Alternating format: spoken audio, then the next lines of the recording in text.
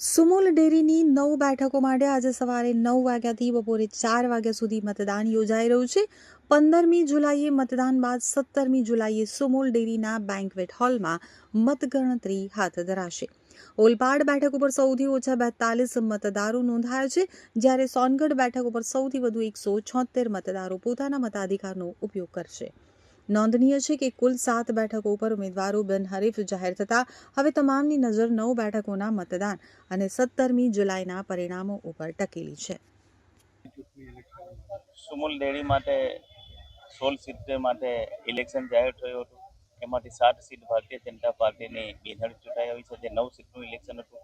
એમાંથી આજે ઓલપાડ ઝોનનું ઇલેક્શન સુમુલ ડેરીના કેમ્પસમાં હતું। 100% મતદાન થઈ ગયું છે અને તમામ 9 સીટ ભારતીય જનતા પાર્ટીની ચૂંટાઈને આવવાની છે અને 16 બેઠક ભારતીય જનતા પાર્ટીની।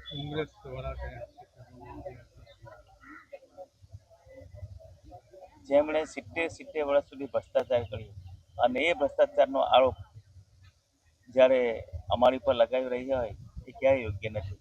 પોતે પોતાનું છબીમાં મોં જોઈને આવે પછી બીજાની ઉપર આક્ષેપ લાગે। જીતનું જશ્ન કઈ રીતે જીતનો જશ્ન 17 તારીખે આવજો એટલે જશ્ન તમને જોવા મળશે। મુકેશભાઈ, જે પશુપાલકો છે તેમને પોષણ ભાવ નથી મળી રહ્યા, તેને લઈને શું?